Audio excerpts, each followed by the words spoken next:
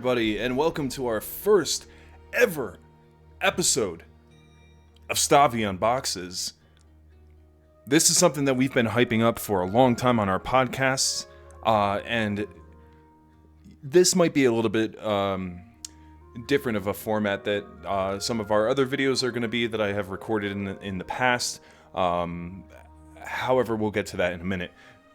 I am very excited today, guys, because today we are going to be taking a look at the long-awaited Old School Essentials Kickstarter. So a couple things to take note with this Kickstarter. It is, or rather, it was put up by Exalted Funeral, which is also Necrotic Gnome. I think they are the publisher, or at least the distributor. I wound up going with the $200, sorry about the mouse, I'm actually looking up on the screen right now. I wound up going with the $200 Ultimate Dungeon Bundle. Now this particular bundle comes with the Classic Game Box Set, the Advanced Expansion Box Set, the Deluxe Referee Screen, plus 6 adventures. Amazing. Amazing. Amazing. Now, on top of that, I also wound up getting, and I don't think that this comes with it, but I wound up getting all of the Old School Essentials adventure modules, and we'll go over those in just a second. We also got some Carcass Crawler issues. Wound up getting issue number 2 and issue number 3, as far as like little zines that they offer. So yeah, this Kickstarter went live at some point last year. I'm looking on the Kickstarter right now. I don't actually see when this went up. However, it completed its funding with a total of $772,956, with a total backer count of 6,367 backers. Now, that is amazing, especially when we're talking about like old school tabletop RPGs, right? Most people, in fact, all people who get into tabletop RPGs nowadays, like their primary exposure is going to be more or less 5th edition Dungeons and Dragons. Old School Essentials is it's a game system created by Gavin Norman over at Exalted Funeral, or Necrotic Gnome, which uses I believe it's the Moldvay Cook Basic Expert Dungeons and Dragons rule set. Basically, it was D&D before Advanced Dungeons and Dragons. So before AD&D First Edition, there was Basic, and then there was Basic Expert. It was like the red box, the blue box, you know, that sort of thing. It's the old school stuff. Old school, even older than AD&D. However, Old School Essentials does have a couple of proprietary changes and rule changes and stuff like that make it very, very interesting. But for the most part, you are getting Basic Expert D&D, especially if you really want that old school feel. Now, one cool thing that OSE does, and we'll get into the books in a minute. We have a giant stack right here to get through, so this is going to be somewhat of a long video. I hope you guys don't mind that too much, because we definitely have a lot to go over here. But one thing that OSE does that I like a lot is they actually take some of the best aspects of Advanced D&D, and they sort of retrofit it. They kind of wrench it into the rule set of Basic Expert. One prime example of that is the allowance of having a separate race from your class. See, now in old school D&D, you couldn't really be an elf wizard, right? Elf was your class. Dwarf was your class. Halfling, or hobbit in the old school, before they changed it, was a class. Now, with the coming of Advanced D&D, they did add in rules that allowed you to separate your race from your class. So eventually, you will be able to play as a elf thief, or like a halfling fighter, or something like that. Old School Essentials adds that, retrofits it into Basic Expert rule set, and it's really cool. There's a lot to go over, so why don't we just go ahead and jump right into it. The first thing that we're going to look into is going to be the classic box set. Here it is, in all its gold foil glory. I have not opened this up yet. I just got it in today. There was a pretty major delay with the shipping here to the US. I know a lot of people have gotten it. I was concerned that I wasn't going to get it, primarily because I had not gotten any shipping updates until maybe like 2 or 3 days ago. And this Kickstarter was funded... Well, it was funded a while ago. And, you know, I follow a lot of the Old School Essential forums, both on Reddit and on Facebook, and a bunch of, like, old school RPG groups that I'm a part of. And a lot of people have been getting these. However, it did take me a while to get them, but fortunately, it's here now. So why don't we go ahead and remove the plastic wrap from this very carefully. And then we'll go into detail about what these books contain. So a little bit of a background. If you guys have not already yet, definitely be sure to check out our podcast. In case you didn't know, if you're just coming to the channel for the first time, first off, welcome. Good to have you here. This is Crithalla. Let's just give a little introductory thing here while I carefully slice this open without damaging anything. Welcome to Crithalla. We primarily are a podcast that discusses a bunch of topics that are pertinent to running and managing tabletop RPGs. More specifically, we talk about 5th edition D&D. However, I, as well as Cosmic Key, and even Dan, recently, we started getting him into the old school, but primarily we have been fans of old school. I started with 5th edition, that's a lie, I started with 4th edition D&D as a GM. that was a strange time in my life that I don't really remember too well. Then we transitioned over to 5th edition once that came out, and that's kind of been the staple ever since. Over the last few years, however, I've been branching out and looking into other RPGs. Aside from D&D style role-playing games, I have also been getting into other things such as Starfinder. And one of the biggest ones that I'm getting into recently is Traveler. This is amazing. We'll do another video on this. I have a couple of books that I want to go over and talk about this rule system with you guys. If you've ever watched Firefly, the rumor is that Joss Whedon, the creator of Firefly, his inspiration for the show itself was based off of a campaign of Traveler that he played back in college. This is an amazing rule system. I am a huge fan of Traveler, and I genuinely can't wait. I also have something really special coming in the pipeline for this game, and once it comes in, I cannot wait to show you. It's huge, both literally and figuratively. So, be on the lookout for that as well. Traveler is fantastic. However, this video is about Old School Essentials. So, like I said, I have been dabbling in a bunch of other role-playing games that aren't exclusively 5th edition D&D. Because believe it or not, there are other RPGs out there that exist that aren't Dungeons & Dragons. Who'd have thought?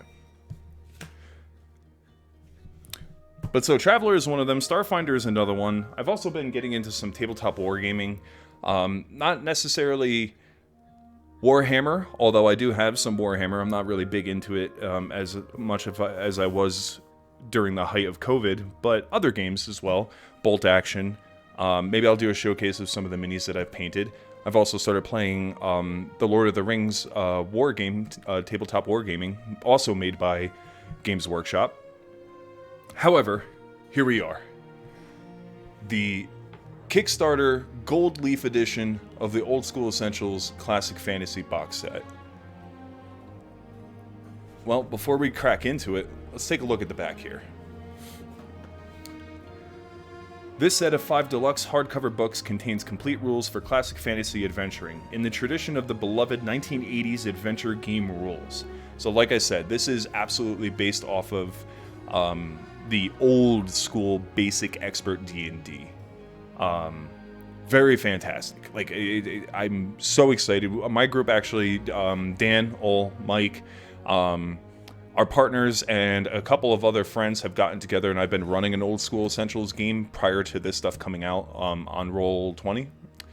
And we've been having a lot of fun with it so far. It's much more deadly, and we'll get into that. But let's take a look at the books that comes in this.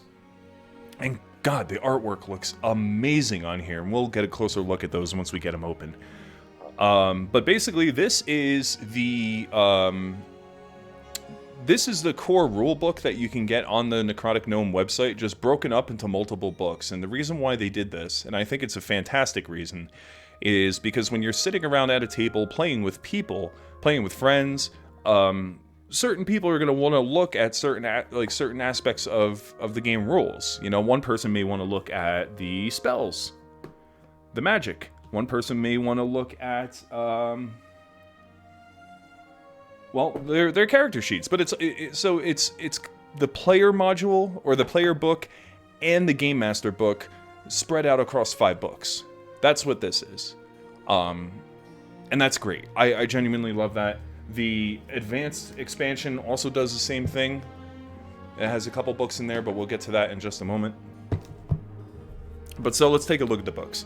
The first book here is Characters, the Introduction to the Game, and Full Rules for Creating and Advancing Characters. 7 character classes: Cleric, Dwarf, Elf, Fighter, Halfling, Magic User, Thief.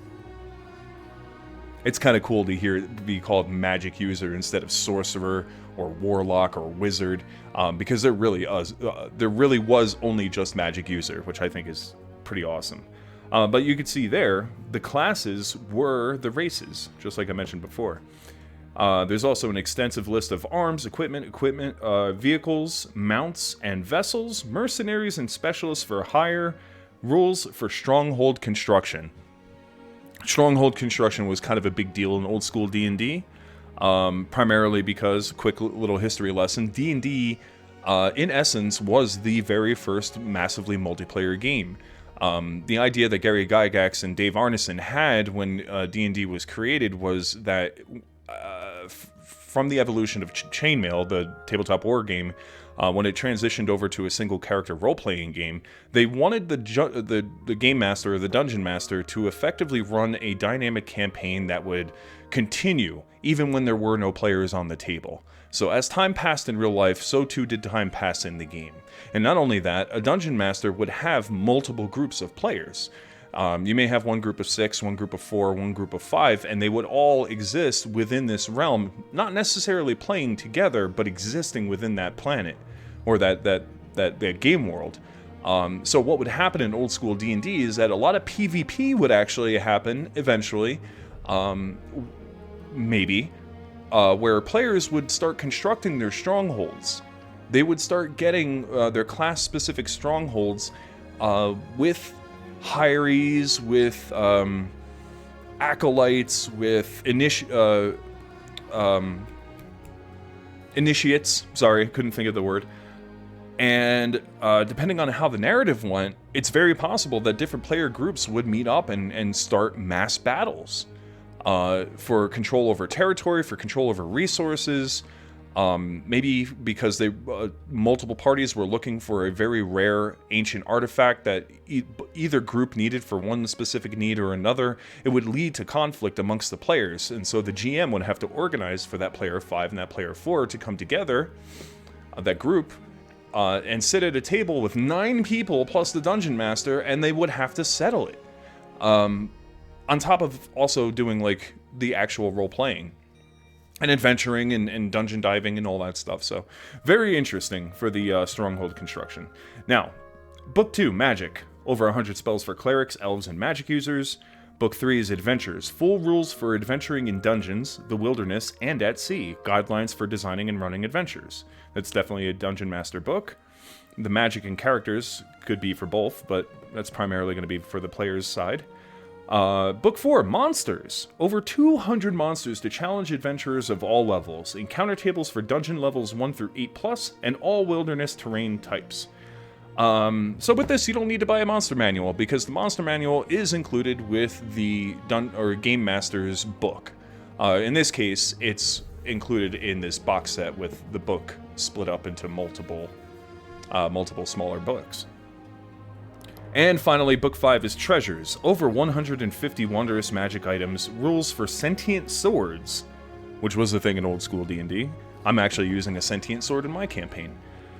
Tables and procedures for creating fabulous treasure hoards. Want more classes, spells, monsters, and magic? Expand your game with the Advanced Expansion set, which does include a lot more magic, a lot more items, a lot more class options, a lot more races, a lot more of a lot more. Definitely worth looking into. Prefer everything in one book? The Classic Fantasy Rules Tome contains the same content as this box. You could literally just buy one box or one book. I believe it's $39.99. I want to say it's $40. And you get everything that's here. This is only split up so that way when you're sitting at a table, you can pass the books around. Not to mention it's an awesome collector's item, and furthermore, the artwork, which we're going to take a look at right now, is spectacular. So, a couple of critiques on the box itself. It is made out of very heavy-duty cardstock. I could definitely see this lasting for many, many years, provided you take care of it. It is not flimsy in the least bit. Very impressed with this, and just the overall print quality of this. The material that it's made on is this really nice matte paper-like material. It doesn't show fingerprints or anything like that very well.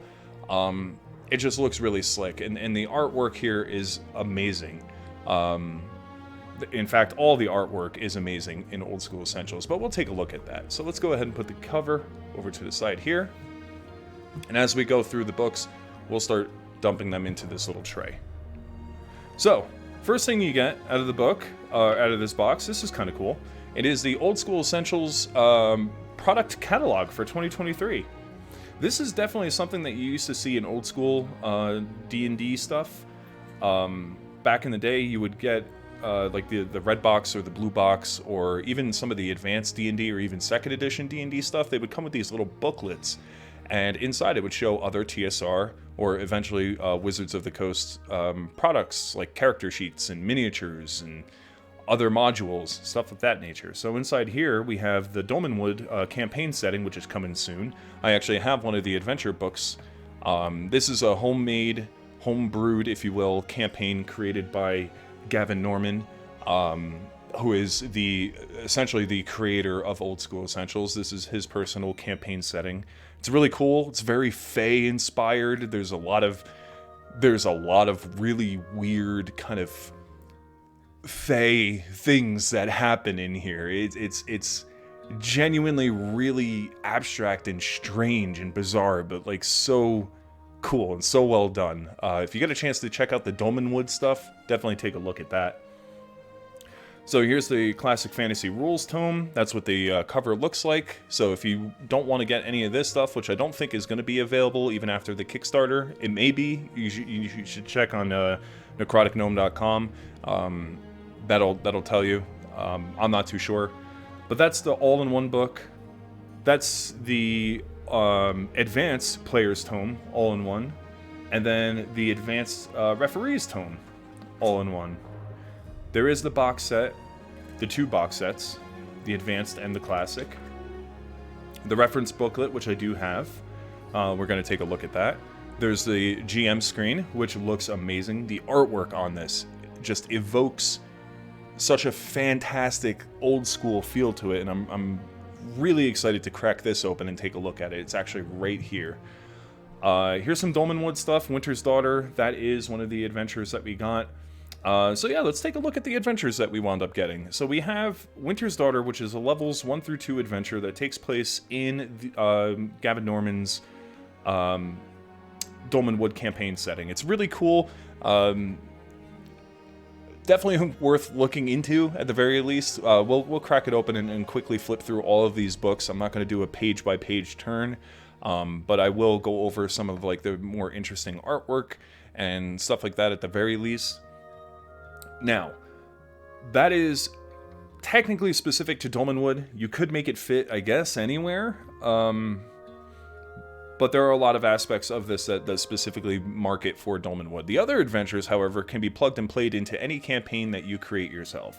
So the first two, which I have here, are the Hole in the Oak, which is a level 1 through 2 adventure. In fact, both of these are. And the Incandescent Grottos. The artwork on these books, amazing. We'll take a look at them. Moving on, we have Halls of the Blood King, which is easily my favorite art out of any of the books. It looks like, you know, those old school, like mid-2000s, you know, post-hardcore kind of metalcore, like, band t-shirts. It kind of has, like, sort of that feel to it. It's pretty dope. But levels 3 to 5, and then levels 3 to 5, the Isle of the Plangent Mage. This also looks really dope. Love the coloring.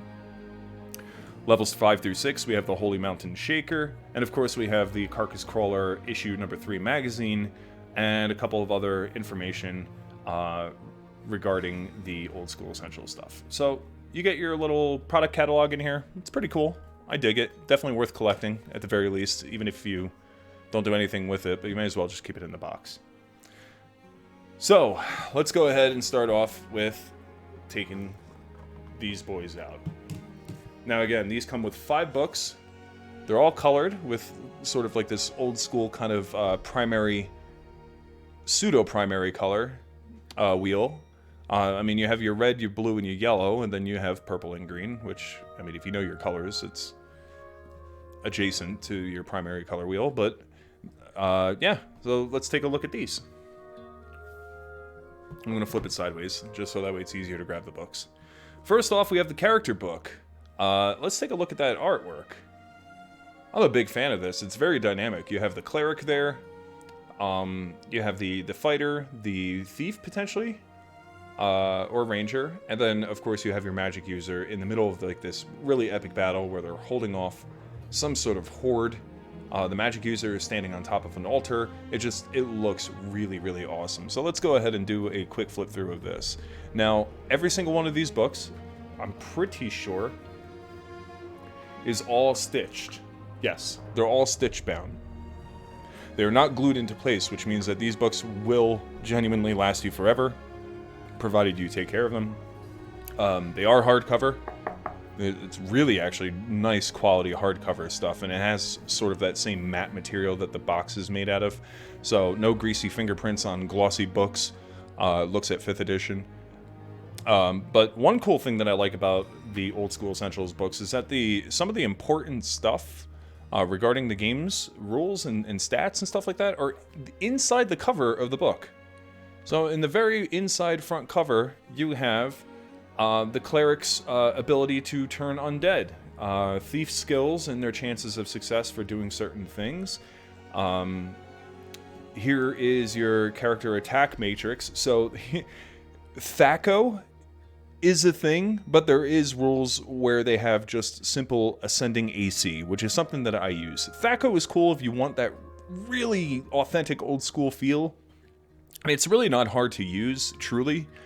But if you're more used to rolling a d20, adding your attack modifier, and seeing if that matches or beats an enemy's AC, they have that rule in here. Or you could do Thaco, which is kind of cool. So here's the Thaco stuff. The advanced rules, I believe, is what has the ascending AC stuff in there. But yeah, because this is all Thaco, and it gives you a nice chat or table here too, which is really useful. So if you are a fighter or any of the demi-human races, which include halfling, elf, or dwarf, and you're level 1, to hit a creature with AC 0, you have to roll a 19. Of course, this works a little bit differently because technically the lower the AC number, the better the armor class. Whereas in 5th edition, more modern RPG rule systems, the higher the AC, the better the armor class. So it's a little bit different. Actually, it's a lot bit different. But it gives you options to use either the authentic old school Thaco stuff or the more modern ascending AC rule set, which is pretty dope. It has all the saving throws, your spell progression as you level up. Oh yeah, that nice little creak of the pages as they open up. Oh, I love that. I love that. Yeah. So here is some of the stuff. It gives you a breakdown of all the terminology, the compatibility. Here's the Ascending AC rule set right there, which is what you expect from 5th edition. Creature has 14 AC, roll a d20 plus any attack modifiers, and if you match it or beat it, congratulations, you hit the monster. So they do have the ability to do that as well. You genuinely don't have to do the THAC0 rules if you don't wish. But it's a cool thing to learn. Definitely worth looking into at the very least. Here's a breakdown of creating your characters, your modifiers, and what those modifiers mean. So if you have a charisma of 16, your reactions for NPCs, which is kind of a big thing, is a +1. The max amount of retainers that you can have is 6 for your character, and their starting loyalty is going to be 9. Retainers and having hirelings and stuff like that is a very important thing in old school D&D, or in this case, old school essentials.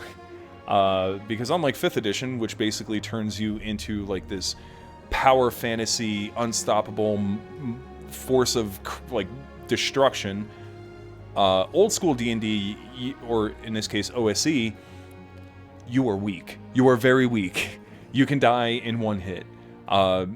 You fail a poison save, you die on the spot. It is a very brutal rule system, but also quite a bit of fun because it forces you and your players to think critically about the situations that you're going to get into and sort of weigh the risk and reward for maybe diving into a cave that smells like rotting meat. And maybe there's like a hint of like iron in the air, signifying maybe the presence of a lot of blood inside this cave. Something brutal has taken place in this dark barrow. Like, is it worth going in there? Like that sort of thing. You kind of have to. In 5th edition, you just run in and just start throwing fireballs everywhere, and then thieves get sneak attacks, and they're rolling 19d6 and. Clerics are able to heal as like a bonus action. Like, none of that exists here. You make a wrong decision, you pretty much die. So how they balance that is having retainers. Basically, you pay people to come in and be your meat shields for you, and that's sort of what that is, what that's for. Modifiers, alignment, a bunch of different languages. Oh man, look at this artwork. Wow, look at that. This is really well done. This kind of reminds me, I've been reading a lot of Tolkien recently. I've been getting into the Silmarillion and looking at a lot of like early First Age, and even like Age of the Trees, Age of the Lanterns kind of lore.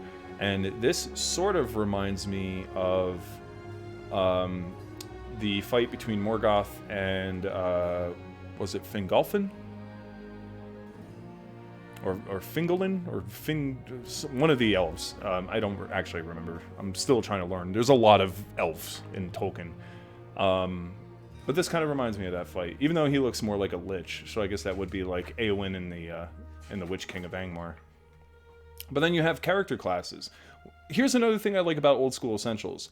Everything that you need to know about the character classes is spread out across a 2-page spread. And never, ever is the printing done in such a way where you have to turn pages to look at your character class. If you're a cleric, this is literally everything you need. If you flip the page, it goes over to the dwarf. So there's all in one page. All in one page. One thing to really praise Gavin Norman and his team over at Necrotic Gnome is how they managed the layouts of their pages. They made it super legible, easy to reference. The print quality and everything like that is just amazing. The wording and the legibility and everything is just super easy to reference. You have your elves, your fighter. This is such a cool image here. I'm a big fan of this. So you have a cleric in the back, presumably who is trying to turn undead, and then you have the fighter here with the shield and the spear trying to hold back these horde of, I think they're ghouls? They may just be zombies, but man, it's so like evocative. You have halflings. Very cool. You got your magic users. So one thing that I want to take a look at, and we'll actually look at it with... Let's look at it with the fighter. So I mentioned strongholds before. Usually it's about level 9. A fighter may be granted a title such as a baron or a baroness. The land under the fighter's control is then known as a barony. Oh, actually that's when they hit level 9. At any time, or any time a fighter wishes and has sufficient money, and of course resources, because it does cost stone, timber, labor, and time, they can build a castle or a stronghold and control the surrounding lands. Now, different classes will have different things. After level 9, elf may construct a stronghold in the depths of the forest, blending in with the natural environment of a site of great beauty. For example, in the treetops, beside a serene valley, or hidden behind a waterfall. Whatever material it is made of, the construction costs as much as similar work in stone due to the exquisite quality of craftsmanship involved. And he gives you like a little buff for having a stronghold. In the case of the elves, forest animals within 5-mile radius of the completed stronghold will become friends with the elves that live there. They will warn of intruders, carry messages and news, and so on. In exchange for this friendship, the elf must protect the animals from any harm. An elf ruler may only hire elven mercenaries. Specialists and retainers of any race, however, may be hired. Yeah, very cool. Like, it actually gives you a gameplay buff for keeping your character alive, earning a bunch of gold, making a lot of contacts in the game world, and gaining resources and building a stronghold. Like, there is a benefit to it gameplay wise, and this is where like the PvP stuff would come in later on. You have your thief, which back in the day, skills were pretty much, or thief skills were done with percentile. Funny thing, since we're talking about skills, there are no skill checks. Not really. Unlike in 5th edition, there is no Arcana check. There is no, I don't know, like, survival check or diplomacy check or, you know, investigation, persuasion, intimidation. There really isn't any skills. How that would work, or at least how I do it, is the players really need to roleplay. The players really need to sound convincing in what they want to do. If I am unsure of what they do, of how that works, maybe I'll have them roll like 2d6 plus their, you know, ability modifier. You know, so like if they're trying to convince somebody or intimidate somebody, you know, maybe I'll have them roll 2d6 plus their strength modifier for, you know, intimidation, or a charisma modifier for intimidation, or what have you. Or maybe a d20. I don't know. It's up to you how you want to house roll that. If you absolutely want skill rolls, if you want something that's more granular. Otherwise, just have your players roleplay, and if it makes sense as a DM, you know, go through with it. The only difference is the thief skills. Because these are very specific. These are like climbing sheer surfaces, finding or removing traps that are inside of treasure, hearing noises, hiding in shadows, moving silently, opening locks, picking pockets, that sort of thing. Which did require dice rolls. Now there are alternative rules to this in one of the Carcass Crawler magazines, but we will get to that. Here we go with leveling up. God. Oh man, this artwork is just so damn good. Wealth, kind of cool. Talks about inheritance. So like if your player characters die, you can have them inherit, or their new characters inherit their old stuff. Got some equipment stuff here, everything you come to expect. Here's some weapons and armor, as well as their stats. This artwork is just so very good. It is so very good. Vehicles and mounts, as well as like boarding, so like boarding ships, that sort of thing. Here's some animals of burden, which is a big deal in old school D&D. You absolutely needed to have like a mule with a wagon if you wanted to carry treasure and loot out of a dungeon. You don't necessarily level up in old school Essentials or OSE, old school D&D. From now on, I'm just going to call it OSE. OSE is synonymous with old school D&D, so just keep that in mind. In OSE, leveling up isn't necessarily from killing monsters and gaining XP, though you can do that. You do get XP for killing monsters. However, the biggest way you level up in OSE is by successfully retrieving treasure. Gold, gems, magic swords. Actually, magic swords I don't think count. But anything of value, if you bring it out of a dangerous place and bring it back to your safe house, whether that's like a local town or a fort or wherever it is that your party is currently staying, if you successfully bring that stuff to a safe haven, not only do you keep the money, but you get XP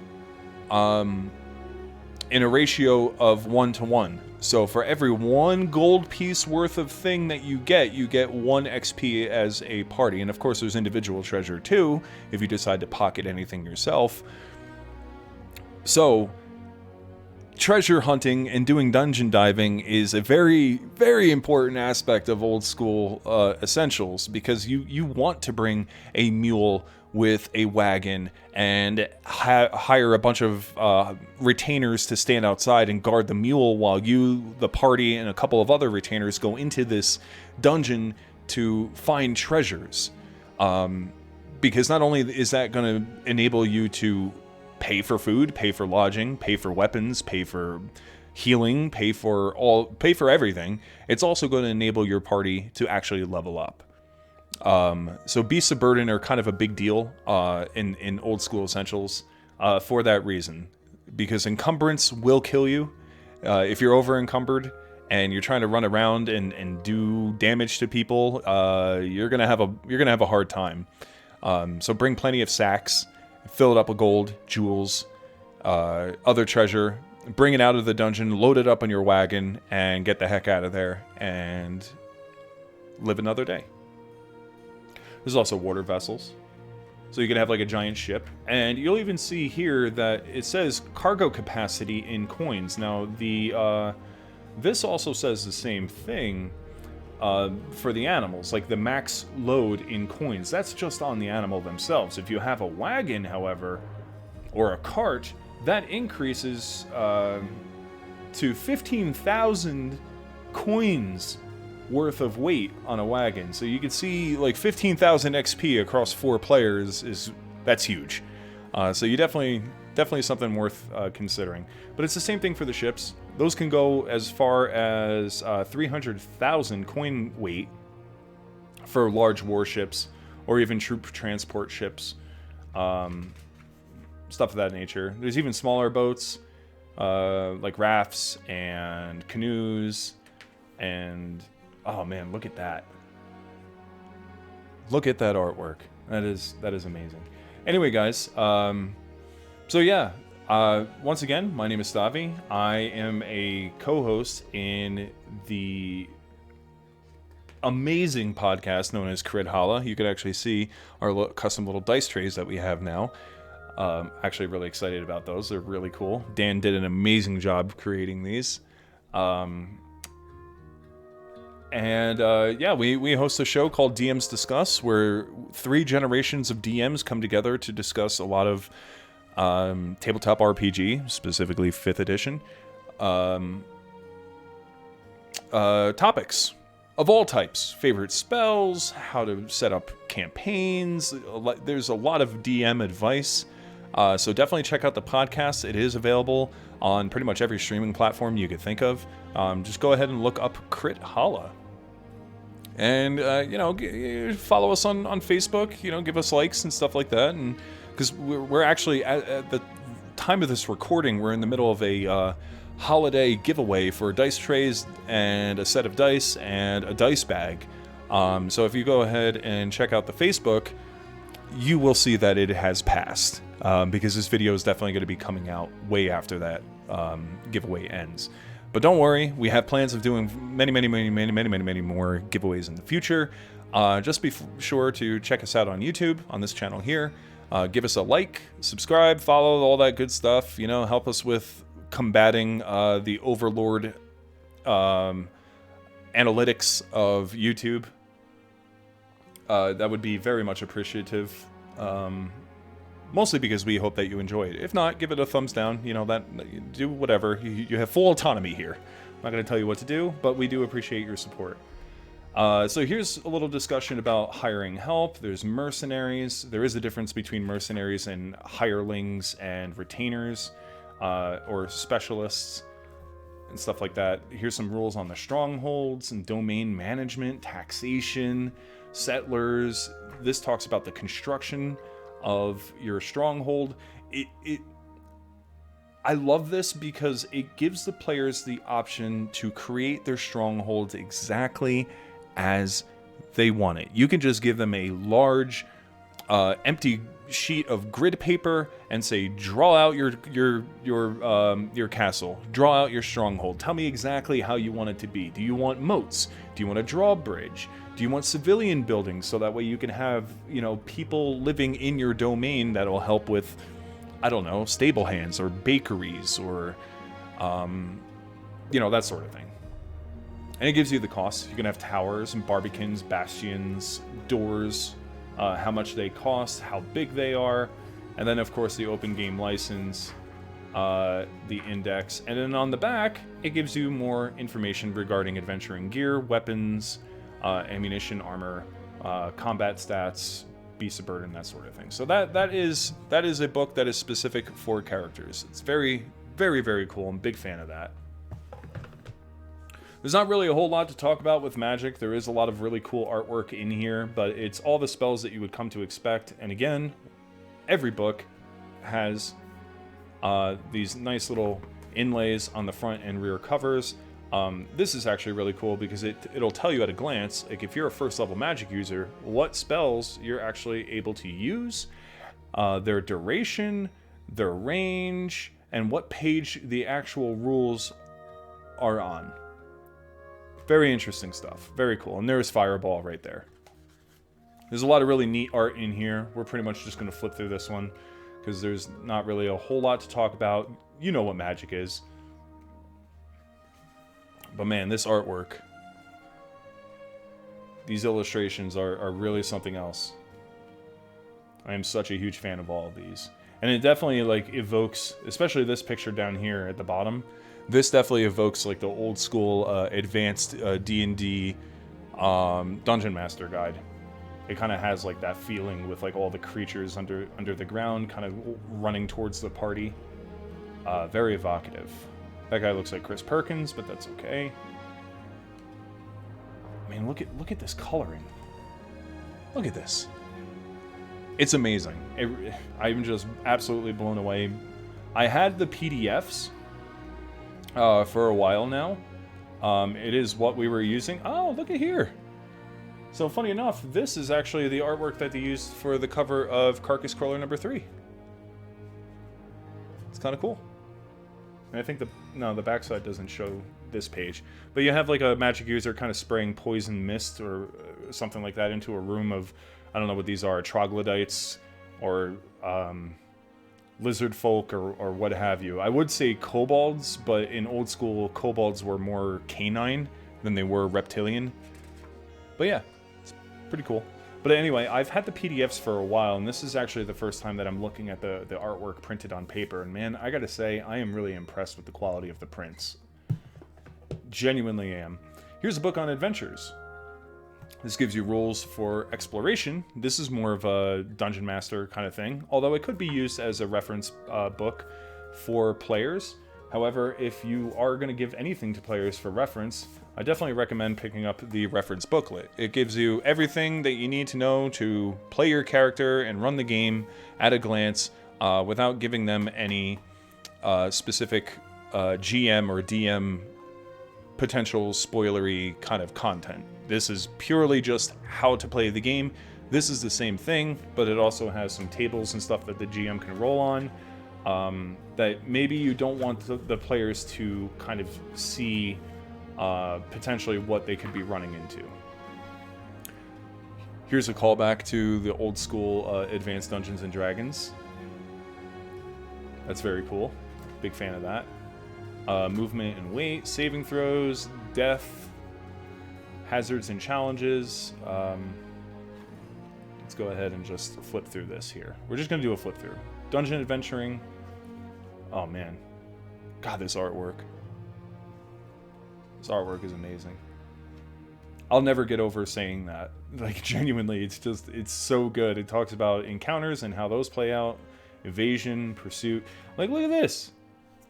So, you know, a lot of people who are used to, like, 5th edition D&D and, like, more modern digital artwork may find this to be kind of, like, campy and cheesy and corny. And I can see that argument, because it kind of is, especially if you look at even like the artwork for Hero Quest or any of like the other old school artwork. Like, it's not bad. It's not bad art. It just has like this old school kind of like, I don't want to say primitive charm to it, but kind of. It's definitely all hand drawn, and that is absolutely something that I genuinely do appreciate. Rather than having like all this digital art where everything is kind of samey, you'll notice that a lot of the art here is different because they've worked with a lot of different illustrators and artists to create some pretty amazing artwork. You have some of like this black and white, like old school pen and ink style that you see a lot in old school D&D. You have some of the more of this like full colored, higher detailed artwork here. Looks like a bunch of dwarves are presenting gifts to a local lord, possibly a lich of some kind, or some kind of necromancer. It looks like his guards back there might be undead. Like, that's kind of cool. The artwork itself tells a story, and I'm a big fan of that. Yeah, so there you go. That's adventuring, how that works. Monsters, this is really cool. I love that there's this elf here who is trying to heal this griffin who has been hit with arrows and skewers and all this other stuff, and it's kind of bleeding out. Like, that's very evocative. It's very evocative. This is all about monsters, so this is going to go over all of the giant crab, all of the different monster blocks and how those are set up, and maybe we'll do a video talking more in detail about like how exactly you read all of this stuff, because it is slightly different from 5th edition. There's something like whether or not there's a, what's it called? I have to look it up now. Number appearing, whether or not they're in a lair, like that sort of thing. If you discover them in a lair, because there will be more of them. Like, look at this. That's amazing, dude. This blue dragon kind of crawling out from like this foggy mountaintop, shooting lightning at this adventurer with a curved sword. Like, it's so badass. And so not every monster is going to have... I actually have this book too. I may as well bring that out when we talk about the other magazines, because I got that a while ago. I think this is Carcass Crawler number 1. Although I may have this in a PDF, not a physical book. I'll have to look. Not every creature is going to have a image to describe or show your players what they look like. I love this art. I love these little gnomes. I'm a big fan of like the old school gnome look with like the big hats. This is very cool. So yeah, they're not going to have full art for every creature. However, what they do, let's flip to a random page. Right here. Nope, not that one. That's literally where I don't want to be. Right here. Let's look at a goblin. Wow, there we go. It gives you a small description for every monster as to what they look like. Small, grotesque humanoids with pallid, earth-colored skin and glowing red eyes. They dwell underground. One thing that I love doing in Old School Essentials for my team, my group, is I won't say, oh, you run into a bunch of goblins. I'll describe what the creature is and let their imagination take over.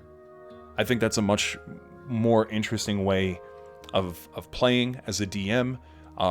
You don't necessarily have to say, and 10 kobolds jump out of the bushes and trees. You could say, you know, these small canine-like creatures with, you know, this foamy sort of saliva hanging from their snarled snouts and bared fangs, you know, holding small stone daggers and crude bows and arrows, you know, hop out of... You describe what they look like rather than just flat out tell them what they are, and I think that's a much more interesting way of playing. And then lastly, we have treasures. This is very cool, very Mission Impossible. You have this thief who's kind of crawling into this undead lair, stealing some sort of magic gem.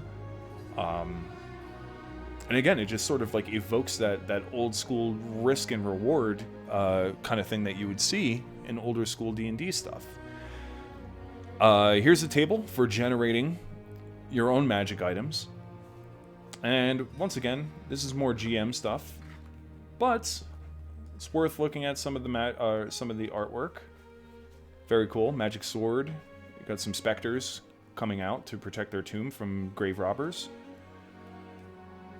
Magic mirrors.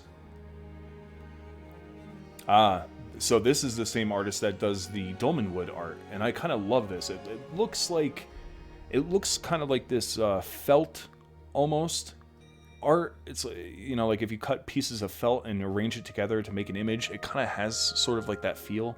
There is this woman-like figure standing there in a robe, holding a staff, with all these birds flying around her in a forest. It's very nice. And you'll notice that it's way different from, say, like, this Saruman-looking guy. The artwork is as brilliant and beautiful as it is varied. This is actually the artwork that they used for the rules reference booklet. You kind of have, like, a pipe-smoking wizard floating around over his wizard's tower, reading over a scroll. It's kind of cool. Yeah.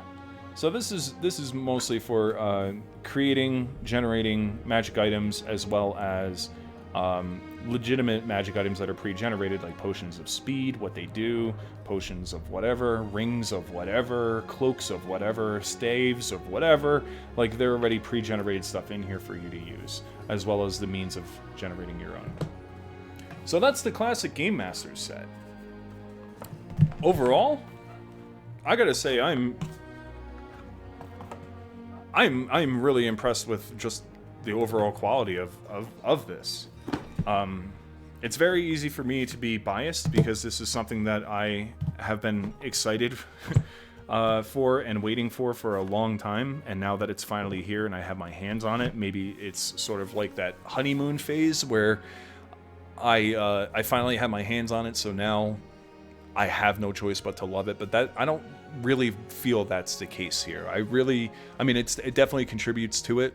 You know, for full transparency, there is like a certain level of I was excited, I paid for it, therefore I must love it.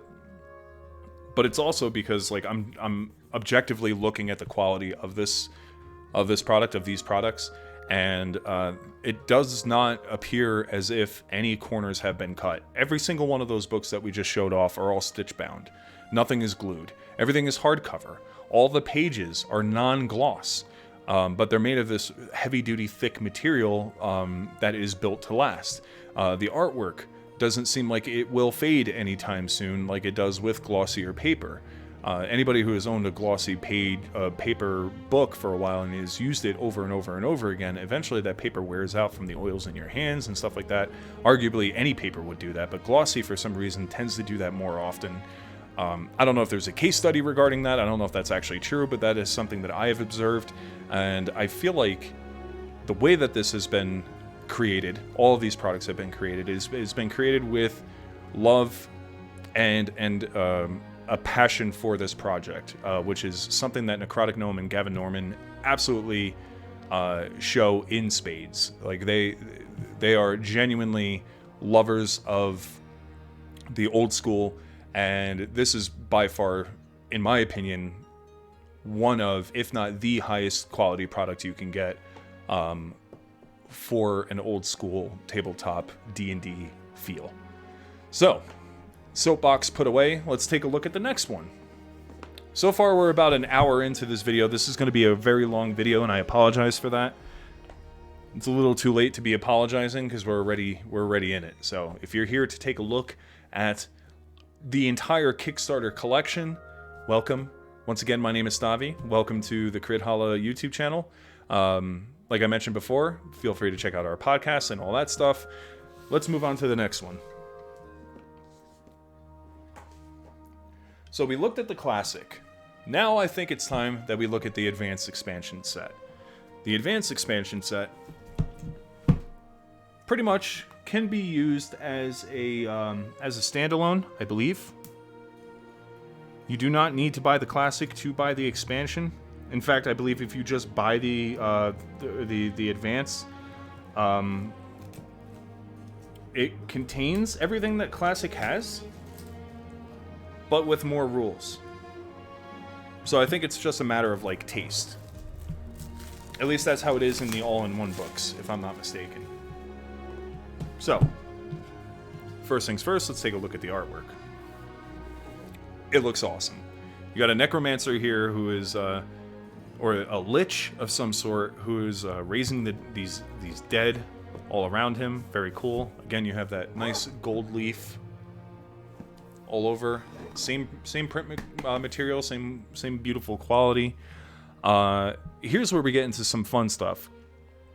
So on the back of this, it says, this set of 4 deluxe hardcover books contains extra classes, rules options, extra magic, and extra monsters inspired by the 1970s advanced first edition of the game. So AD&D, a lot of the rules from AD&D are in here that have been sort of retrofitted into the basic expert stuff. Excuse me.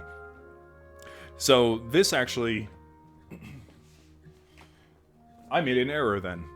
It looks like the basic expert stuff came out in the 80s and the advanced D&D stuff came out in the 70s. So the advanced stuff came out first and then basic expert came out afterwards. Anybody who was alive during that time or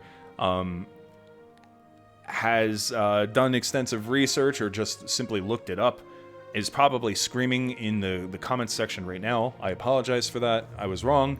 Advanced came out first and then basic expert came out after. In any case, this takes a lot of the rules and optional things from the advanced D&D and fits it into the basic expert stuff, which includes 9 new character classes. You have the acrobat, the assassin, the barbarian, the bard, the druid, the illusionist, the knight, the paladin, and the ranger. 6 new races, including the drow, the duergar, the gnomes, the half-elves, half-orcs, and the Svirfneblin, the deep gnomes, the gnomes that Dritz and all them hang out with in Menza Berenzin down in the Underdark, but basically deep gnomes. Rules for choosing race and class separately, which is a thing that I mentioned before that was part of the advanced D&D stuff. Optional rules to add depth to character creation, combat, and magic. Speaking of magic, the second book has 100 new spells for druids, illusionists, and the other magic-using classes.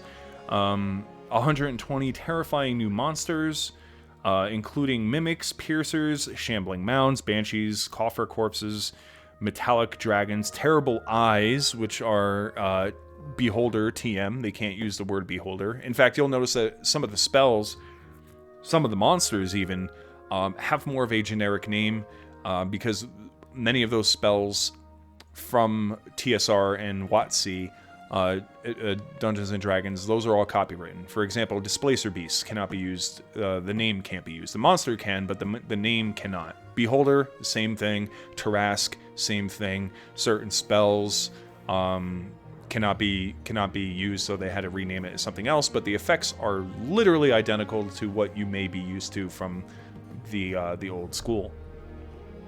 New treasure, all that stuff. Vorpal blades, dancing swords. Oh, it does say here that this particular one requires the Old School Essentials Classic Fantasy because this is an expansion set. So this book, or this box and that box will go together. However, as we saw in the catalog, if you just buy the rules tome, you only need the player's tome and the referee's tome. You don't need anything else. You just need those two. And those two will contain everything in both of these. especially if you get the advanced rules tome, not the classic one. However, it seems like with this box set, this cannot operate independently without the classic one, because on the back it does say that it does require it. I could be wrong, but that's what it says. Another one of the product catalogs for 2023. All right, and let's take a look at some of the art. So, kind of the same thing with the primary color thing going on. Big fan of that. Here's some more additional character information, including the acrobats, paladins, druids now are a thing, knights, half-orcs, half-elves, advanced character options. Here's assassin stuff. And it's sort of the same breakdown as before. It's you know, it tells you everything you need to know about each class and race, all in a nice 2-page spread, but it's more or less the same thing. There's some advanced rules, like attacking with 2 weapons, charging into melee, parrying, limits on turning the undead, THAC0, secondary skills. So this is more for roleplay purposes, but like let's say your character actually was a mason, perhaps they can assess the value and quality of stonework associated with that skill, or make minor repairs to items that are associated with masonry, or construct simple items associated with masonry.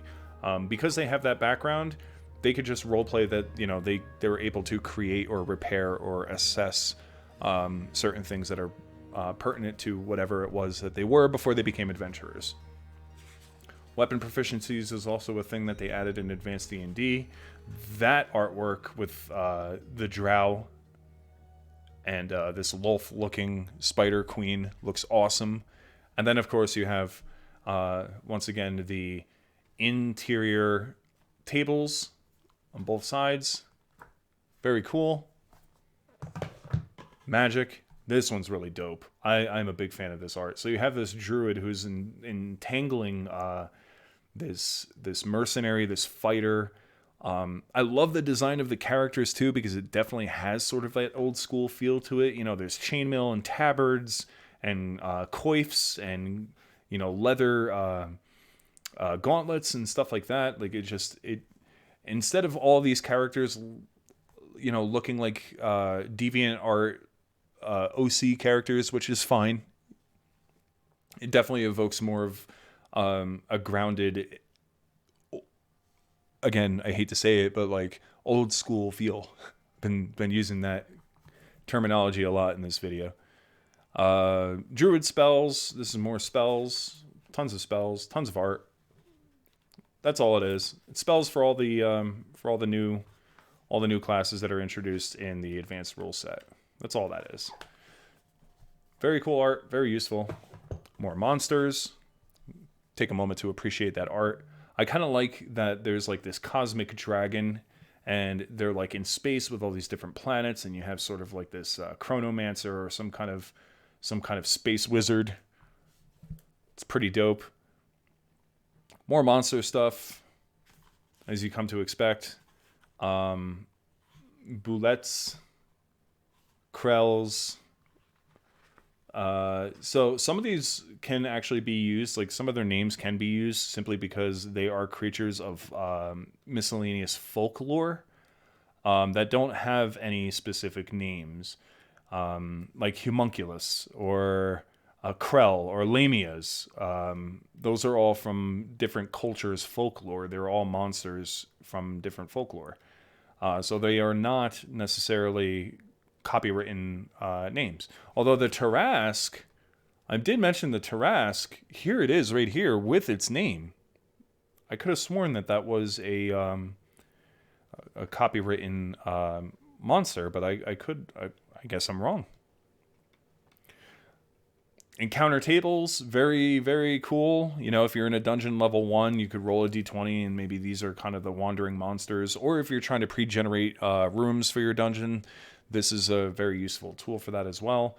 Same thing with the wilderness and all the different terrain types like forests and deserts, so on and so forth. And it also gives you a breakdown of all the different creatures based on their hit die, which is sort of the same thing as a challenge rating.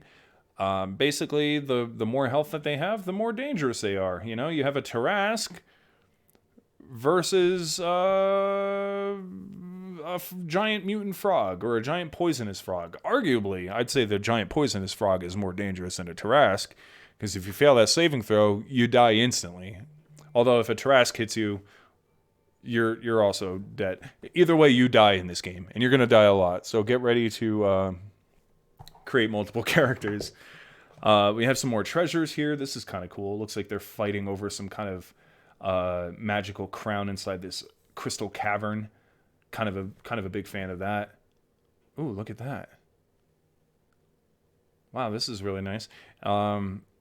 It gives you a table to roll on. It's a percentile table, so D100, of different miscellaneous magic items that you can find. So, bada bing, 76. What did I roll?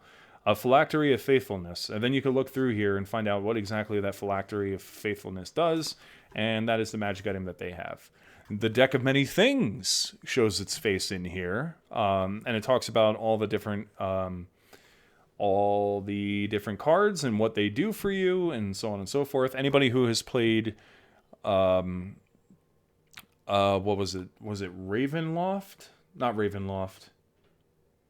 There was a 5th edition module before Ravenloft that came out that I tried playing for a little bit. We didn't get very far in it.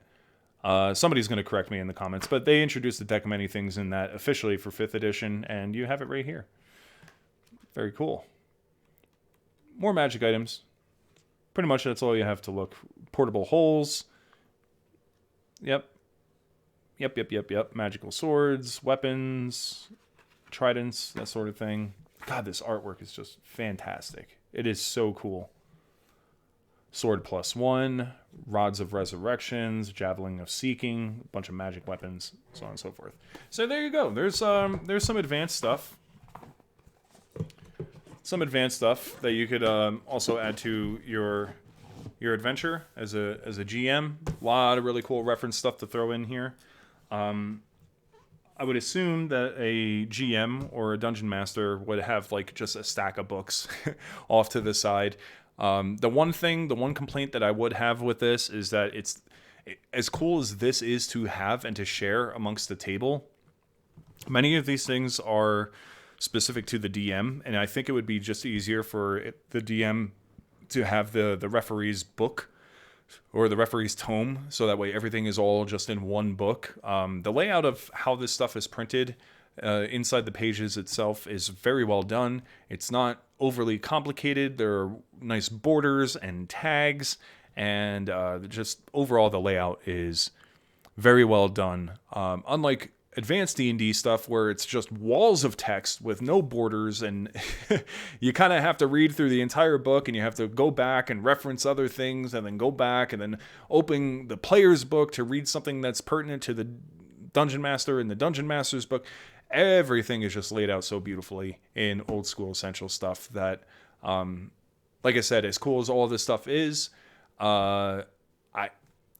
I would argue that just getting the tomes would be a much easier and better investment for everybody if everybody at the table had their own player's book, if the GM had his own referee's book, rather than having like all these book sets. These are cool, don't get me wrong, and it would be very useful to pass books around to whoever needs it, rather than somebody hogging an entire book for one specific thing. You can just give them one of these little booklets that is very specific to their needs.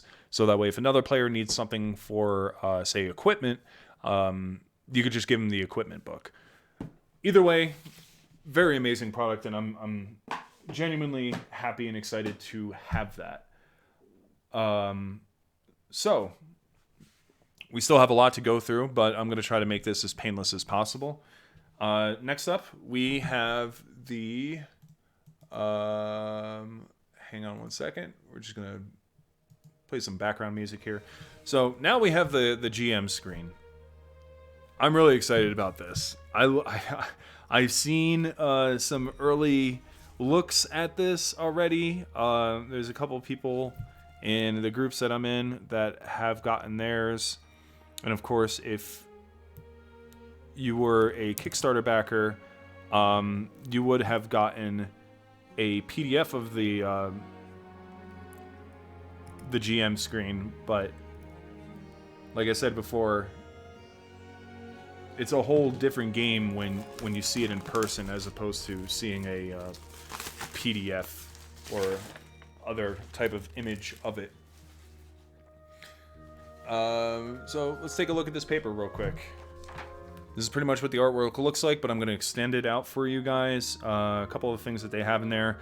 Attack matrices for monsters and characters, saving throw tables, combat rules, summary, procedures for encounters, dungeon adventures, and wilderness adventures, summary of downtime options between adventures, tables for thief skills and turning the undead, complete weapon combat stats, armor types, AC ratings, ascending AC conversion table,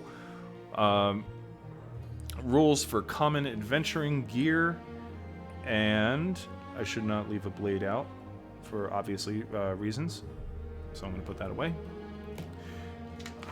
And movement table with base, encounter, and overland movement rates. Time tracking is kind of a big thing in old school essentials. You have to keep track of rounds and times, especially when you're searching dungeons or performing tasks and stuff of that nature. So let's take a look at what we got here. Wow, look at that. It's a nice 3-page spread. I'll try to keep it in view as best I can. It's rather large. It's a very good size. Let's take a look. Wow, look at that. And you know, again, I love this artwork. I love that it has sort of like this hastily homebrew kind of hand-drawn, hand-painted feel to it. Because it definitely does evoke that old school. It's really well done.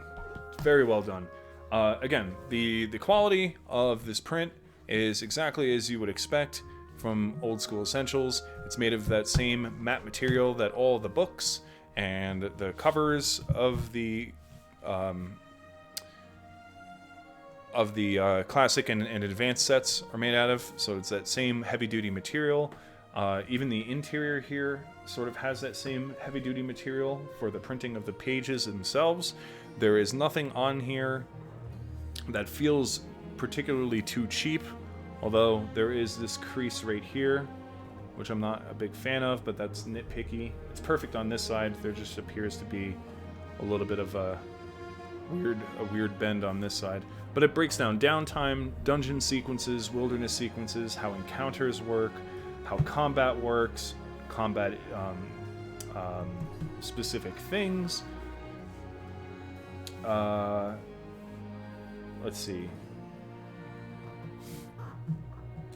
It's like a little piece of paper right there. The weapons, what their qualities are, what those qualities mean, missile weapons, saving throws, ability checks. So you can do ability checks, which right here could be used as skill checks, right? So you roll a d20. If it's lower or equal to your DC, then it's a success. If it's -4, it's easy, and if it's +4, it's very difficult.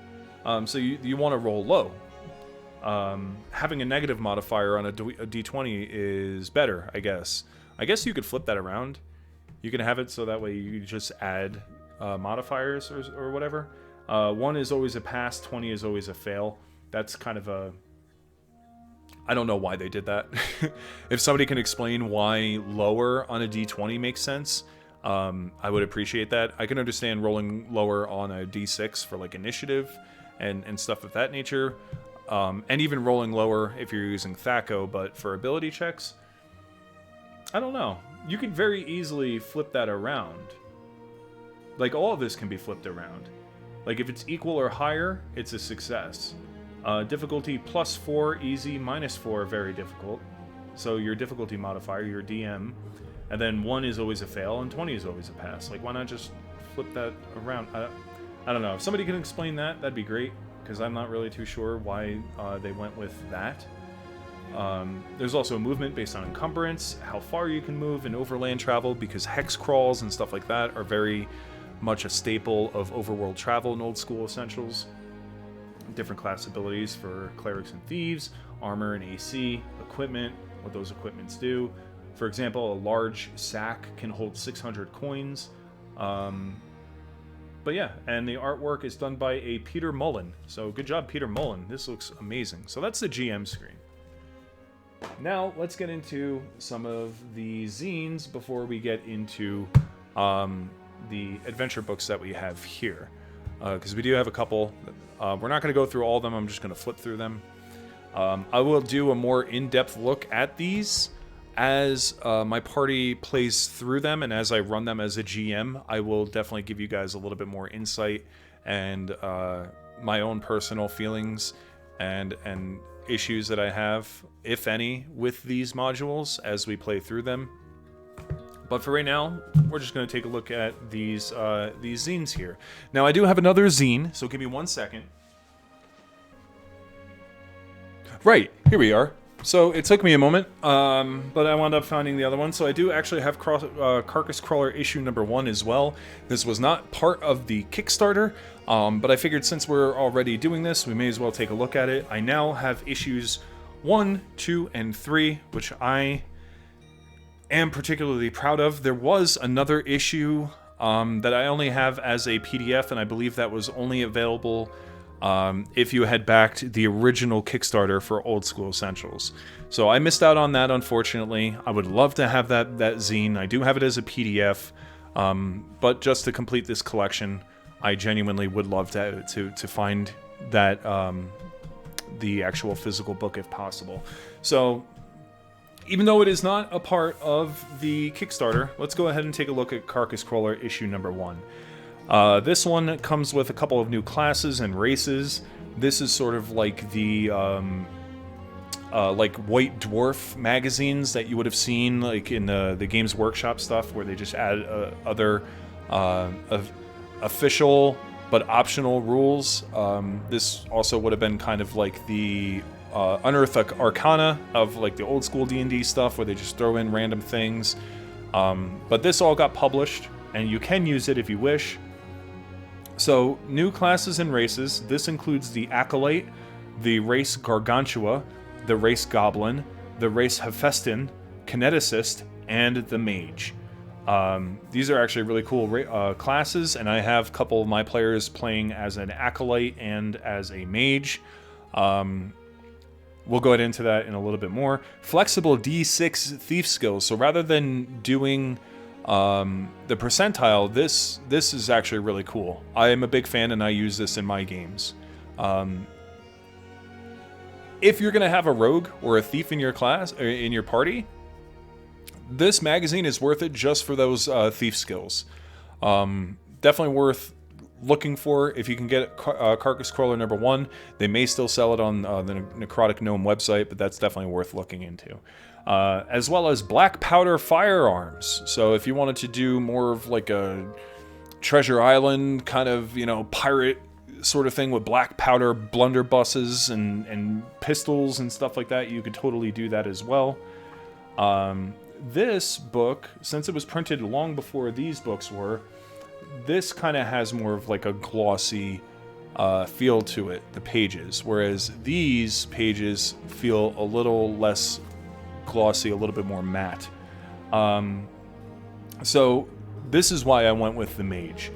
The specific abilities of the class are heavily inspired by a certain wizard of great repute in J.R.R. Tolkien's Lord of the Rings trilogy. The Mage is really dope because rather than getting spells every time they level up and having a spell list and prepared spells and a tome of spells, a mage can only just do certain things, and they do them based on a dice roll. So no matter what, a mage can detect magic, open and close doors magically, rally or fear, read magic, suggestion, Mage's Staff also gives them kind of fun things. They're able to heal, which is huge, but they don't get spell books. They're not able to, I mean, they can use scrolls, but they don't have a spell book. They can't add any new spells. They can't remove any spells. They're just limited to what's here, their combat abilities, their ability to heal. So it's like playing as Gandalf, basically. It's kind of cool. You can also scribe spells too, which is pretty dope. More information regarding the different races, like Goblin and the Hephaestus. Here's some black powder stuff with a couple of some breakdown of their things, whether or not they're a matchlock, flintlock, or wheel-lock rifles. Optional rules for combat talents. So fighters, notoriously in old school Essentials, old school D&D, have been very static characters. They go in, they swing, they kill, they loot. They don't really get a whole lot of abilities. So what Gavin has done here is added optional rules for people who do martial combat. So now they can cleave. They have the ability to be a defender, be a leader, a main gauche, a slayer, weapon specialist, and those all have their own specific rules. You can pause it and read those if you wish. Same thing with the thief skills. There's a thing for expertise where all skills that we saw in the thief's table start with a 1 out of 6 instead of a percentile. So climb sheer surface. Everything is 1 out of 6, 1 out of 6, 1 out of 6. You have to roll a 1 on a d6 for it to be successful. But then you get these expertise points, and you could level up each of those skills, which increases it by 1. So now you need to roll a 1 or a 2. Or a 1, 2, and 3, or a 1, 2, 3, 4. I think there is a cap. I don't think you can go higher. No skill may be raised above a 5 and 6. So you can't instantly always succeed on a thief skill. 5 is the highest, but it still gives you a really good chance of doing whatever it is you're trying to do, like pickpocket or disarm a trap or whatever. At character creation, a thief has 4 expertise points to allocate towards all their skills, and then you could just roll a d6 rather than doing percentile. I do like this better. It gives your thief the ability to specialize in any particular thing, so if they wanted to be more of a like a pickpocket, or somebody who is really good mechanically for disarming traps and that sort of thing, they can specialize in whatever thief skills they want, and I'm a huge fan of that personally. Climbing, hiding, reading languages, hearing noise, backstabbing is also a thing now, sneaking, opening locks, picking pockets, that sort of thing. So there's Carcass Crawler number 1. Very, very cool book. Big fan of that. Moving on to Carcass Crawler number 2. Now these were in the Kickstarter. The reference booklet was available pre-Kickstarter, but we're going to go over it anyway. Carcass Crawler number 2. Phase Elves, Wood Elves, Town Services, Hiring Retainers, Quick Equipment, Snake Cult Dungeon and Bestiary, and Energy Weapons. Yes, energy weapons like laser pistols, laser rifles, that sort of thing. If you want a more sci-fi kind of approach to your old school rule set. Theoretically, that could fit pretty well in a homebrew kind of like Spelljammer type thing, where there are spacefaring classes that use magically imbued weapons that are mechanically laser weapons. So like that could be fun. So let's take a look at this. Inside this issue, we'll just go over what it is. 2 new elf classes / races. Town services, guidelines, and prices for commonly used services in towns. That's huge because that can get you your lodging, your food, and other things. We'll go over that. Hiring retainers, tables and guidelines for hiring dungeon helpers, quick equipment, a method for speeding up character creation. This is really cool. There are tables for different classes, and effectively you just roll dice, and whatever you roll on for that particular table, which is specific to, that class, you will get whatever that item is. So like a thief may say, roll 1d12, and there's like 12 items or 12 weapons that you can potentially have. And a thief may say, roll 2d12, and I got a 6, so I get a dagger. I rolled a 9, so I get a spear. You could just roll it rather than... Yeah. Very cool. Item-based encumbrance, that one is huge. They've been testing that for a while. Rather than dealing with the coin weight of items, it's sort of like a item slot sort of encumbrance. It's actually really cool, and it makes managing your encumbrance very, very useful. I've yet to implement this into my campaign because I have not gotten this book yet, although I have had the PDF for a while. We may be using that pretty soon. So, phase elves, they're kind of cool. I haven't really looked into them, but they do magic. There's wood elves. They do a lot of really cool stuff. They can forage and hunt, which is huge, especially in the wilderness exploration aspect of the game. Town services, yeah, so like selling items, haggling, inn, tavern food, different lodgings, different drinks, different services like barbers or baths or stabling, jewelers. You can get buying and selling jewelers, evaluating jewels, money exchange, loans, selling new equipment, buying used equipment, like that sort of thing. Hiring retainers, kind of a big deal. Like I mentioned before, you absolutely need retainers. If it's just you and 3 players, you're going to have a bad time. Quick equipment. So this is what I was talking about. So like a thief, they automatically, as far as armor, leather. As far as weapons, oh, I was right, D12 twice. And that's just weapons.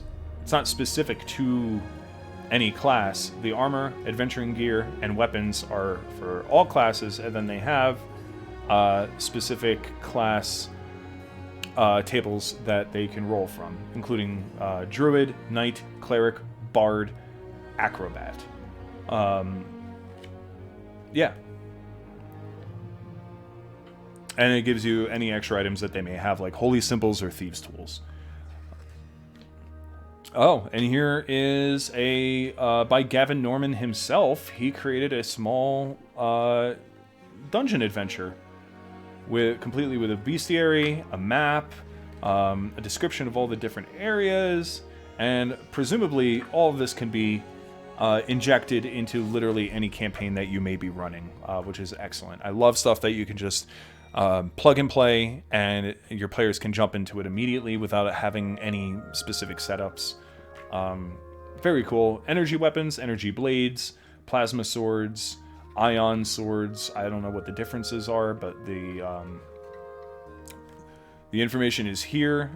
Oh, ion, +1 to attack and damage. Plasma, +2 to attack and damage. Laser, +3 to attack and damage. Okay, so ion, plasma, laser. As you go up, it gets more powerful. Pretty much all that is.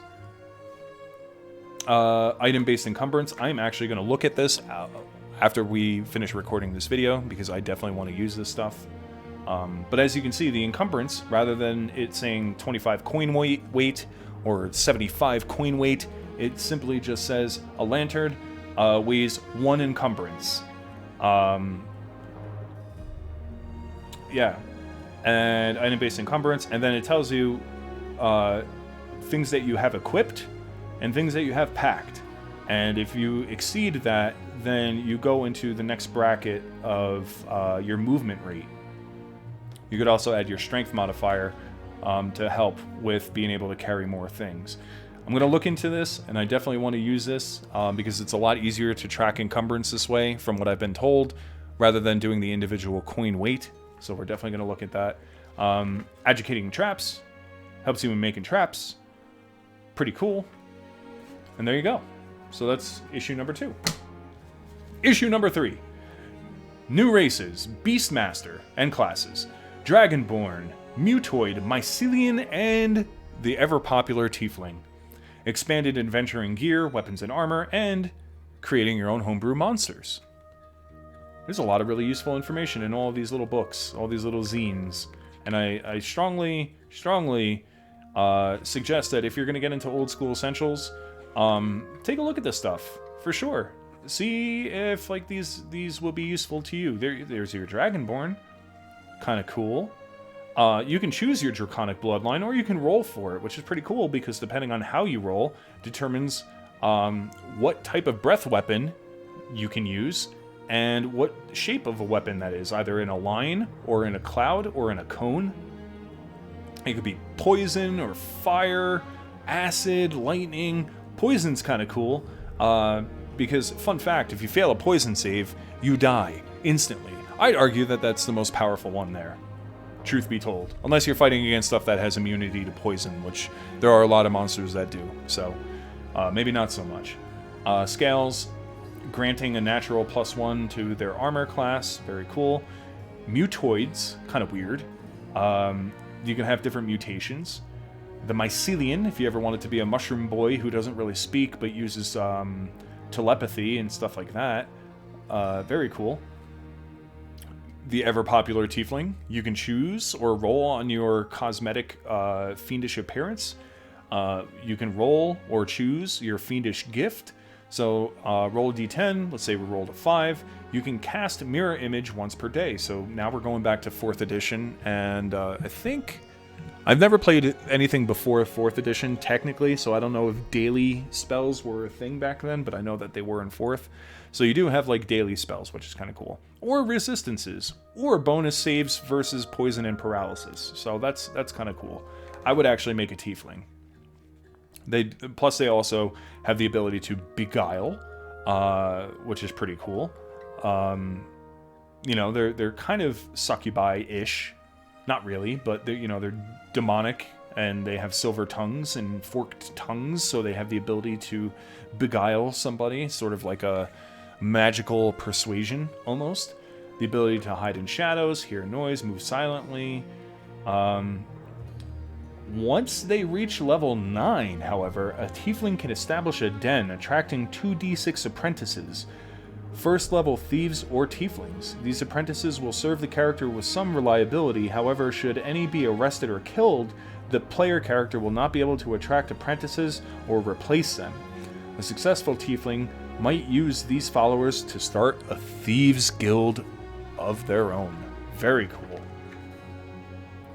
And then you have the, of course, the separation of race and class, so you could play like a tiefling bard, or a tiefling thief, or tiefling illusionist, or what have you, and it gives you the max capacity level of that class that the tiefling can use, but they also have vulnerability to holy water, so don't fight any clerics. Expanded equipment, this is all very useful stuff as well. Gives you a full breakdown on a lot of these things, which were, in my opinion, lacking in the core rules, like chalk. Chalk is kind of a big deal if you're exploring dungeons. It allows you to mark dangerous rooms, or mark which direction you went if you don't have somebody in the party who's keeping track of mapping out the dungeon, which is something that you had to do in old school D&D or old school Essentials. So you can use the chalk to sort of mark, oh, there's a trap here, or this is the way that we went, or whatever. But that's just the chalk. There's a lot of uses for that. There's also mining picks and different locks and inks and tents and whistles and all that stuff. Additional weapons and armors, with the encumbrance optional rules. There's bolasses, blowguns, garrotes, some new monsters, some really cool looking monsters too, and the ability to create your own monster. So with some rules on creating your own weird, freaky little thing that exists in the depths of the world. You can do all that inside this book here. And then lastly, out of the zines, we have the reference booklet. In my opinion, this is probably going to be an essential purchase, in my opinion. Now, it does say Advanced Fantasy, so if you're playing Classic, there's going to be rules in here that will not pertain to the Classic edition of Old School Essentials. You will need to be playing the Advanced Fantasy version of OSE for all of these rules to pertain to your game. But this is all very useful stuff. It talks about game procedures, so a player, will know that in a dungeon, these are the things that are going to be rolled and how long it takes to do it, like 10 minutes. Every 10 minutes, you have to check for wandering monsters. Then the party has to decide their course of actions. The referee then describes what happens, and then the turn ends. As well as like all the different things that you can do in your turn. Listening at a door, shutting a door, trying to open a stuck door, exploring, resting, searching an area, looking for traps, that sort of thing, as well as with wilderness, evasion, waterborne travel, and combat, encounters. So here's the thing. Encounters don't mean combat. Encounters aren't synonymous with combat. Encounter can simply mean that you just meet a traveler on the road. You encounter something. Or maybe you come across an old, overgrown ruin filled with or covered in vines that are obviously of a different color that don't look natural to their surrounding areas. Maybe the vines themselves are like a blue in color, and the leaves are more of like a red, but everything else around you is like a lush green, so that, you know, maybe there's something worth investigating in this ruin. That is an encounter. It is something that you encounter. Although, arguably, this gives you rules specifically for encountering other creatures, but just generally speaking, encounters don't mean combat. You can encounter a creature, and they have reaction rolls, and depending on how you roll with your charisma modifier, they could either be hostile and attack you immediately. They may be unfriendly and may attack depending on what the players say to them. They may be neutral and uncertain of the players. They may be indifferent or uninterested. They may just walk away and not interact with the players. Or they may be friendly and be willing to help. It's very possible you could run into a caravan of orcs. Although technically they are illegal. Or not illegal. Whoops. They are evil. Well, they're illegal in a lot of cities. You know, you don't want a band of, like, orcs running around in a monastery. That's, you know, I'm sure there's, like, an ordinance somewhere in some of the cities that say no orcs allowed. But, in any case, it is possible that you may run into creatures that are inherently prone to attack, prone to be aggressive, like kobolds, or even goblins. Maybe there are goblin tribes that are warring with one another, and you come across one of them that is on, you know, sort of like on their back foot, and they look at you and they're kind of like, we could use you because you're big people and you're strong and you have magic, to weaken the other goblin tribe that they're warring with, so that way they can gain power and control over a particular area of the wood, or even the desert or the mountains or wherever you happen to be, and you may gain an ally with a goblin tribe or something like that. But all of that depends on how this encounter plays out and what they think of you upon first impression. So that's kind of cool. And then you have stuff for encounters, the attack matrices, all that stuff. Here's Thaco, and then everything in the brackets here simply just tells you what the D20 is. So a creature who has 5 hit die will have a +4 to their attack. That's all that's saying, versus your AC. If a creature has, like we saw with the Tarask, which I think was like, what, 36 hit die worth of health, they get a +14 to their attack. So don't get hit, dude. It's a D20 +14. Unless they roll a 1, you're gonna die. Speaking of dying, here's some saving throws. Save versus death, versus wands, paralysis, breath, spells. That's monster saving throws, however.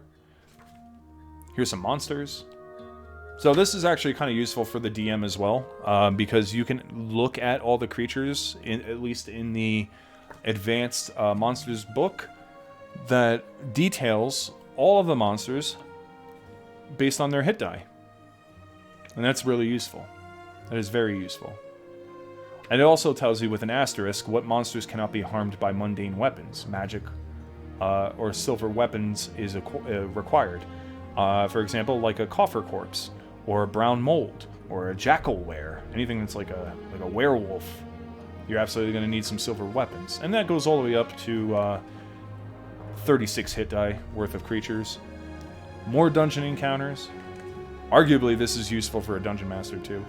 Player characters, looking at their ability modifiers, their saving throws, racial modifiers. So if you choose a gnome, you have to have a minimum intelligence of 9 when you roll your 3d6 for your ability scores. If you don't have a 9 in intelligence, sorry, you cannot be a gnome.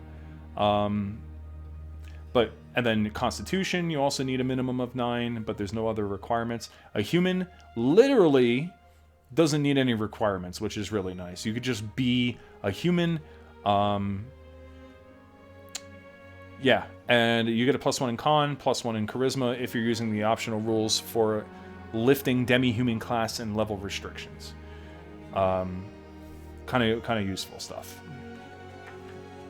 Class skills, turning the undead, spell progression. Of course, these are all the spell progression tables for all the different classes, all the different languages, and if you're a class, it's weird to say class, but it says native languages by character race, but race is class, so it's kind of the same thing. If you're a human, you can speak your alignment language, which is something that they don't do in 5th edition anymore. At least I don't believe they do. And you have common. And that's it. That's all you know. Now, if you're playing as a drow, of course you have your alignment. You have common language. You have deep common. You have elvish. You have gnomish, which is important because you're in the Underdark, or the Undercommon. Secondary skills are all in here. Weapon proficiencies, that sort of thing. Downtime, kind of useful to spend your money. Magical researching, learning spells from a master, hiring retainers during your downtime. Animals and land transports, buying hunting dogs. You can even buy dogs to watch over your equipment when you're going into a dungeon. You can have some war dogs standing outside, standing guard if you don't want to hire retainers. Adventuring gear, weapons and armor, weapons, open game license. Awesome Minotaur. Bada bang. There you go. Reference. So that's the reference booklets. In fact, that's all the magazines. Once again, very high quality stuff. I'm very impressed. Very, very, very impressed. And very last, this video has been going on for almost 2 hours now. I appreciate you guys if you've been sticking around. Once again, my name is Stavi. I'm a co-host of the Crithalla podcast, which you can check out on every single streaming platform that exists, that is known to man and dog and beast. On there, my buddies Mike and Dan and we run a podcast, or a show on the podcast called DMs Discuss, in which we go over various topics that are useful for Dungeon Masters, or just literally anything that is tabletop related, including talking about our favorite creatures, our favorite spells, our favorite ways of starting campaigns, as well as some useful tips and tricks for any new Dungeon Master or player who might be getting into the hobby. So feel free to check out the Crithalla podcast. Always, also feel free to check out the Crithalla D&D memes on Facebook. That's where we post when we're doing giveaways and stuff of that nature, as well as QA. We actually just did a QA podcast where you guys, the viewers and the fans and all of you awesome people, asked us a bunch of questions regarding D&D stuff, and we answered them in the podcast. So feel free to check that out. Please do. Show us your support. We appreciate it. We put a lot of work into this stuff, and we enjoy doing it. Yeah, it's been a really good time. I should also mention that the 3 DMs are DMs who have been playing D&D across different generations. Mike is an old school player. He's been playing since, I want to say, the 80s. I started about 10 years ago, over 10 years at this point, and Dan is a newer DM, so you get like different perspectives from different generations of Dungeon Masters who have been doing it for a while. So wherever you fit in that spectrum, you may learn something, you may find us entertaining even, who knows. But go ahead and check that out, and show us your support if you can. We greatly appreciate it. Thank you so much. But moving on to this, these are the modules that have officially been released for Old School Essentials. These are all of them, in fact. Not true. There are 8 mini adventures, which also came with the Kickstarter. However, they are not finished yet. We're still waiting on those. But these are the printed books. And I have them in order based on the player level. So number 1 is The Incandescent Grottos by Gavin Norman. This is for player levels 1 through 2. They should be level 2 by the time they get out of here. But this is cool. The inside cover gives you a full breakdown of the dungeon. So does the outside cover. There's a lot of art, a lot of tables, and it just runs you through the adventure. And it looks really cool. I haven't really read it yet, but I don't want to spoil too much for myself. I also love the artwork. It's very cool. Really digging that. So I look forward to running this. I also love this artwork. It kind of reminds me, I think it's the Dutch or the Danish version of The Hobbit, or the German version of The Hobbit. There's an old cover where the dwarves kind of look like this sort of drawing, and I'm a big fan of that. But that's the Incandescent Grottos. I look forward to playing that at some point. Next up, we have The Hole in the Oak, also by Gavin Norman. This is also levels 1 through 2. Again, we have the inside map, as well as some random happenings that happen in this campaign, in this little adventure. A breakdown of all the areas and the monsters and things that you can find. The layout of this stuff is actually really, really, really incredible, and I genuinely love how intuitive this design is for their modules. I have a lot of 5th edition books, and they've gotten better over the years, but like some of the original 5th edition modules, like in the starter guide of the Lost Mines of Phandalin or whatever, they were set up good, like they were legible, but it was kind of all over the place. This kind of makes it very easy for DMs and for players to sort of organize their notes and figure out like how these work, and that goes across all of these books. Also, this can be played with the classic or the advanced fantasy. There is no limitation on these books as far as I'm aware. Dolmen Wood, which is Gavin Norman's official homebrew setting. Like I said, it's very fey. It's in a really cool spot. There's some free downloadable stuff that you can get from Necrotic Gnome. Including, God, I just love the print on the inside of these covers, man. Including some very basic information regarding the world of Dolmen Wood. This is an adventure called Winter's Daughter. Very cool, very cool. This is from 1st to 3rd level right here. And again, these both work with Classic or Advanced. This is my favorite artwork. Just take a moment to appreciate how badass that looks. The Halls of the Blood King. Big fan of this. Apparently this has to do with vampires and stuff like that. Vampires are, if you don't know, terrifying in old school D&D or Old School Essentials, because they could literally drain your experience points and make you lose levels until you die. Terrifying. Genuinely terrifying. This is from 3rd to 5th level. Got a nice breakdown of all the different vampire traits and random happenings, as well as where the adventure takes place. It looks like some kind of manor, multiple floors. And yeah, this artwork is just killer. It's really good. I look forward to playing this, and I look forward to my players getting aggravated every time they get bit and they lose levels or just straight up die. But man, this artwork is so damn metal. It is so cool. Like, it's so sick. Big fan of this, and it's all hand-drawn too, of course, naturally. Look at that. Man, these, oh, I love this artwork. Love this artwork. Big fan. But that's Halls of the Blood King. Isle of the Plangent Mage by Don Stroud. Oh, I should also mention that the other books is by Gavin Norman for Dolmen Wood. Diogo Nogueira. I'm probably butchering your name. I'm sorry, Diogo. But this looks really awesome too. And then Don Stroud does the Isle of the Plangent Mage. This also looks really cool. It's undersea kind of adventure with some hex crawls, multi-layered dungeons that go up and down. It looks like some sort of like tower of sorts. I don't really know. I haven't really looked into this. I don't really want to spoil anything for myself, because I do absolutely want to play through all of these modules with my group.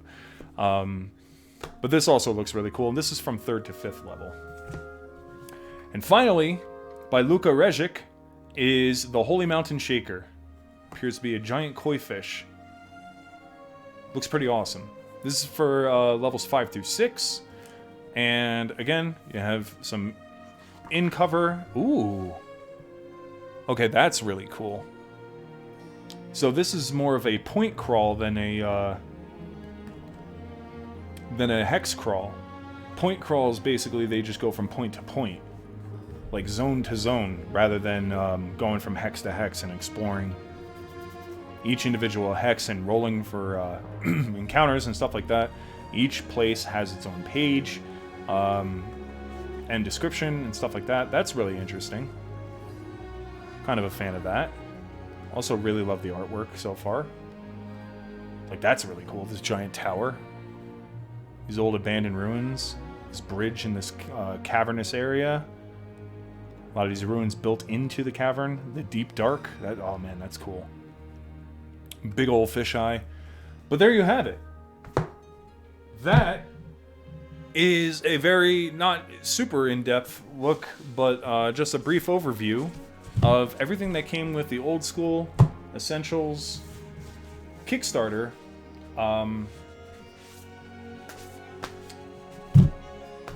And that stuff just came in today, so I'm very excited to have now all of this stuff. I've been waiting for this for quite a while, and now it is finally here. And I genuinely cannot wait. Oh, I moved my camera a little bit. Whoops. Let's move it back. Sorry about that. I genuinely cannot wait to start running these adventures myself. There is a lot to like here, and yeah, so thank you guys for checking this out. If it is requested, I will look more deeply into some of these books. If you guys are interested in taking a look at like overviews of some of the modules and the adventures and stuff like that, let us know in the comments, and I will read through the books. I will take notes and sort of do like a spoilery kind of walkthrough of these adventures, and maybe that'll help you as a GM decide what books or what modules you would like to get for your players if you're deciding to play Old School Essentials. Now, it is worth noting that these, even though it does say OSE, technically would be compatible with any other old school rules system that you may have. So if you're playing Osric or Basic Fantasy or any of those other ones, theoretically these can work, probably with minor adjustments, because it all is based off of the old school D&D SRD. So just something to keep in mind. So let us know down in the comments below. If you enjoyed this video, please give it a thumbs up, share it with your friends, let everybody know that Old School Essentials and the Old School Tabletop RPG, in my opinion, is just a much better, I don't want to say better, but it's definitely a different feel than modern RPG stuff like 5th edition, and absolutely worth looking into, even if it is just for a one-shot or like a small campaign or something. Anyway, my name is Stavi. Thank you guys so much for stopping by. Like I mentioned before, feel free to check out the Crithalla podcast on any streaming software that you may have. That's on Spotify, Apple Music, Amazon. It's everywhere. We're everywhere. Also, be sure to check out the Crithalla D&D memes on Facebook. We post memes daily. I think they're pretty damn funny, so go ahead and check those out. Not to mention, we announce our giveaways on there, as well as any special events that we may be doing in the podcast are announced on there, as well as on our Twitter, on Crithalla. Just go ahead and look for Crithalla on those platforms. Thank you again, guys. A couple of things down the pipeline that I want you all to look forward to that I've already done the recording for. We are going to be taking a look at those Traveler books that I mentioned before. We are going to be looking at the Pathfinder 2nd Edition Starter Box. We're also going to be taking a look at the Starfinder books that I have. Aside from that, We also have a couple of things that I'm still waiting on the Kickstarters to come in, including the Avatar Legends tabletop RPG. If you're a big fan of Atla or Avatar The Last Airbender, me and my girlfriend are. We've been fans of it for years now. They have a tabletop RPG that's coming out that it's being created by the same company that created the RPG Root with the cute little animals. It's sort of the same rule set, but set in the Avatar universe. It looks really cool. That should be coming in eventually. I don't know when. But when that comes in, we'll do a review on that as well. We also have some magazines that I've gotten, that I've backed on Kickstarter. A bunch of other stuff. Just a lot to look at. And one major, big thing to look at, like both literally and figuratively, and it has to do with Traveler. So if you know what I mean, if you know, you know. If you don't know, just stay tuned for that, because I'm really excited for that one. Although that may take a while before that gets to me. But when it does, we're going to look at it.